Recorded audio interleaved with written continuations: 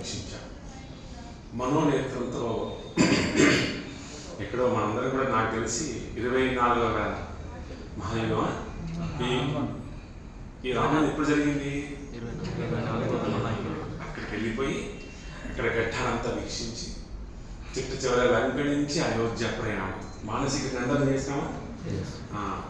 అందరూ వాళ్ళతో పాటు మనము ఆ పుష్పకాన్ని ఎక్కి అంత చక్కగా ప్రయాణం చేస్తూ అనేకమైనటువంటి ప్రాంతాలను దర్శిస్తూ చిట్ట చివరిగా మనం నందిగ్రామంకి వచ్చి అక్కడ భరతుడి యొక్క వైభవం, నిజానికి పట్టాభిషేకంలో రాముల వారి యొక్క వైభవం కంటే కూడా భరతుడి వైభవం ఎక్కువ అంటారు పెద్దవాళ్ళు. ఎందుకంటే భరతుడి యొక్క గొప్పతనాన్ని ఆవిష్కరించిపేసి అలాంటి ఒక చక్కటి ఘట్టాన్ని అందరికీ చక్కగా వీక్షించాం. గుహుడి గురించి కూడా చక్కని విషయాలన్నీ కూడా తెలుసుకున్నాము. ప్రభుజీ చాలా చక్కగా. అయితే ఇలాంటి కథ లేకుండా నిజంగా సీత కళ్యాణం చేస్తే ఎలా ఉంటుంది? ఎప్పుడు కూడా మన జీవితంలో ఏదైనా ఒక కార్యం చేసినప్పుడు, అందుకే నేను ఎప్పుడూ శివపార్వతుల కథ చెప్తుంటాను. గంగా తీరంలో పోతూ ఉంటే మీ అందరు గుర్తుంటుంది కథ.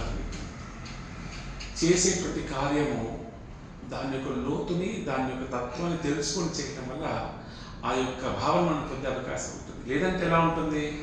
ఒక ఫార్మాలిటీ లాగా మాత్రమే ఉంటుంది. అంతేకాదు రోజు రాముడి కళ్యాణం అంటే అందరు చేస్తున్నారు, భారతదేశంలో అందరు చేస్తున్నారు, ప్రపంచవ్యాప్తంగా చేస్తున్నారు, మేడ్చల్లోనూ చాలా మంది చేసుకుంటారు, తప్పేం కాదు. అందరు కూడా సీతా కళ్యాణంలో వెళ్తున్నారు, చక్కగా వేస్తున్నారు. కానీ ఒక కళా రూపంలో ఆ రామాయణం యొక్క సారాన్ని మన హృదయంలో పెట్టుకొని ఇప్పుడు మనం చేసేటువంటి కార్యం సీతా కళ్యాణం అంటే, ఓహో ఇది ఏమిటి సీతా కళ్యాణం అంటే సీతమ్మవారు రాముని కలుసుకోవడమే కాదు, ఆత్మ పరమాత్మని కలుసుకోవటం. ఓహో వారికి పట్టాభిషేకం జరిగినటువంటి రోజు, ఓహో పట్టాభిషేకం అంటే ఏమిటండి అంటే సమస్తమైనటువంటి అంటే ధర్మ అర్థ కామ మోక్షములకు ప్రతిరూపాలు ఉన్నటువంటి వారు సేవిస్తుండేటువంటి ఆ దర్శనం అంతా కూడా పొందటం. భగవంతుడు ఇలాంటి చక్కటి విషయాన్ని మనందరూ తెలుసుకొని ఈ కార్యం చేయటం వల్ల చాలా చక్కని భావాన్ని పొందేటువంటి అవకాశం ఉంటుంది. అలాంటి చక్కటి కార్యక్రమాన్ని ఏర్పాటు చేసినందుకు మొట్టమొదటిగా గౌరవ ప్రభుజీ కాల్ చేశారు నాకు, అండ్ ఐ థింక్ కమిటీ వాళ్ళకి కాల్ చేశారు.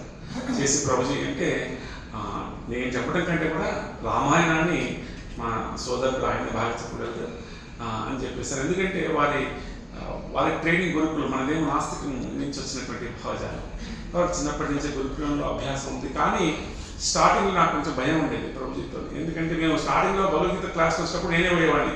గౌరవ నాకు చెప్పారు ప్రభుజీ మీరు కూడా వెళ్ళండి, ఎందుకంటే అది నిరాకారం నుంచి వచ్చినటువంటి భావజాలం, నిరాకారతత్వం నుంచి వచ్చినటువంటి వారు అనమాట. సో భగవద్గీతలో మనమేమో సాకారతత్వము, ఇక్కడ ఈ షిఫ్టింగ్ అనేటువంటిది చాలా కష్టం. అంత ఈజీగా తెలిసి సిద్ధాంతపరంగా బయటికి వినేవారికి తెలియకపోయినా మాకు కొంచెం తెలుస్తుంది కాబట్టి ఏమన్నా అని చెప్పేసి నేను చాలాసార్లు ఒక 20-30 క్లాసులు నేను ఖచ్చితంగా ఉన్నాను అన్నమాట. ఉండి ప్రభుజీ ఉన్నా నేను ఉన్నాం, ఏమిటి ఇలా అవుతుంది ఫిలాసఫికల్గా అని చెప్పేసి. కానీ డైరెక్ట్గా సహకారతత్వం నుంచి వచ్చే వారి కంటే నిరాకారం నుంచి సహకారానికి వచ్చేటువంటి వారు ఆస్వాదన మోత్కృష్టంగా ఉంటుందన్నమాట. పూర్వకాలంలో కూడా మనకి ఒక అద్భుతమైనటువంటి ఆచార్యులు ఎంతోమంది ఉన్నారన్నమాట, నిరాకారంలో నుంచి సాకారంలోకి వచ్చినటువంటి వారు. అలాంటి ఒక అద్భుతమైనటువంటి వారు చక్కని భగవద్గీతని కూడా ఎంతగా మన యొక్క ఆచార్యులు వారి యొక్క మొత్తం కూడా సారాన్ని బట్టి చక్కగా మీ అందరికీ భగవద్గీతను కూడా చెప్పడం. ఈనాడు ఈ 3 రోజుల పాటు కూడా రామాయణాన్ని చక్కగా మనం అందరం వీక్షించడం వారి ద్వారా చాలా ఆనందకరం. అది కేవలంగా భగవంతుడు వారిపై కురిపించిన కృపగా భావిస్తూ ఎప్పటికి కూడా వారు ఇంత చక్కటి వినయంతో చక్కని భగవత్ సేవలు ఉండాలని చెప్పేసి అని కోరుకుంటూ ఈ సంకల్పం చేసినటువంటి గౌరవ ప్రభుజీకి సదా వారికి హృదయపూర్వకంగా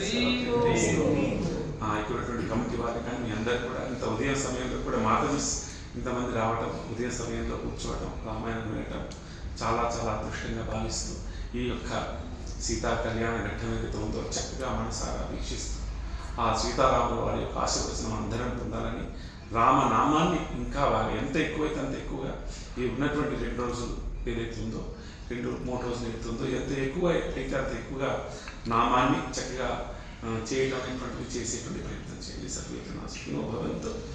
సర్వకృష్ణ పాదారవిందార్పణమస్తు. స్వస్తి.